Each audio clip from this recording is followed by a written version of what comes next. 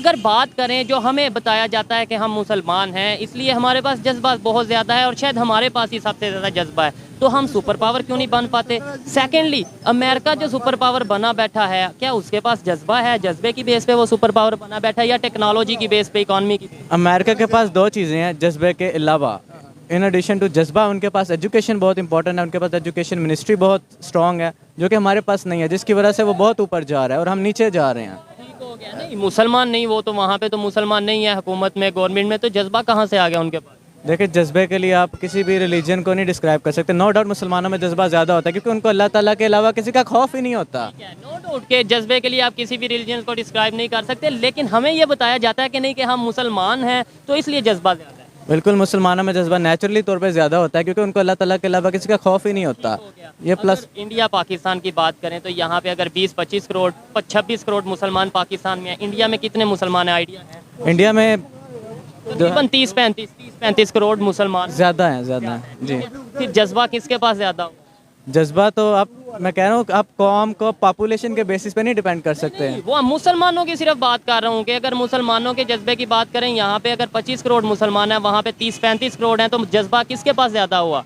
जज्बा दोनों के पास ही ज़्यादा है क्योंकि दोनों पे मुसलमान हैं और मुसलमान भाई भाई हैं। मैं ये नहीं कहूँगा इंडिया के पास ज़्यादा है क्योंकि उन पे मुसलमान ज़्यादा हैं, मैं ये कहना गलत होगा, कतन गलत होगा। मैं आपको सिर्फ समझाने के लिए, देखने वालों को समझाने के लिए बात कर रहा हूँ कि भाई हमें टेक्नोलॉजी के ऊपर वर्क करने की बात है, हमें एजुकेशन के ऊपर वर्क करने की ज़रूरत है, बजाय इसके कि हम सिर्फ जज्बे की बेस पे। अगर जज्बा ही मैटर करता, नो डाउट जज्बा मैटर करता, लेकिन सिर्फ जज्बा मैटर करता तो 4 जंगें जो हुई हैं उसके अंदर हमारा जज्बा कहाँ नज़र आया? 1948 जो जंग हुई थी किसी दरियाए सतलुज पे, उस पे जज्बा नज़र आया। 1971 में जज्बा नज़र आया। नो डाउट हम हार गए थे।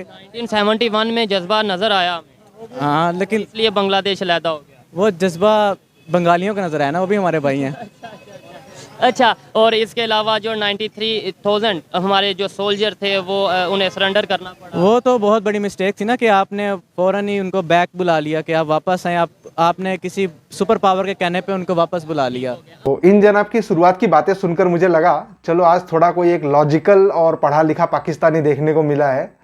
लेकिन ना, पाकिस्तानियों की सबसे बड़ी प्रॉब्लम है कि वो कितने भी पढ़े लिखे हों, आखिर में उनके दिमाग में वो लाहौरी चूरन आ ही जाता है। इन जनाब ने बहुत अच्छी बात कही कि जज्बे का रिलीजन से कोई लेना देना नहीं है। मुझे लगा भाई चलो कोई लॉजिकल पाकिस्तानी होगा, अच्छा बंदा दिख रहा है, लेकिन उसके जस्ट तुरंत बाद सब गुड़ गोबर कर दिया। आखिर में सेल्फ सुपेरियोरिटी की इनकी जो भावना है ना, जो इनके अंदर जो भूसा भरा है सेल्फ सुपेरियोरिटी का, वो बाहर आ ही गया कि जी मुसलमानों में नेचुरली जज्बा बहुत ज़्यादा होता है।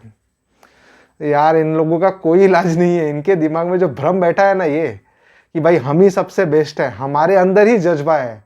अरे यार, क्यों नहीं समझते हो, जज्बे का कोई कॉपीराइट नहीं होता है। जज्बा किसी के अंदर भी हो सकता है, कोई इसका रिलीजन से कोई लेना देना नहीं है। लेकिन इन गधों के दिमाग में इतनी सी बात जाती नहीं है। ये अपने आप को सबसे बेहतर, जी हम ही सबसे बेस्ट है, हम ही नंबर 1 है, हर चीज़ में नंबर 1 है।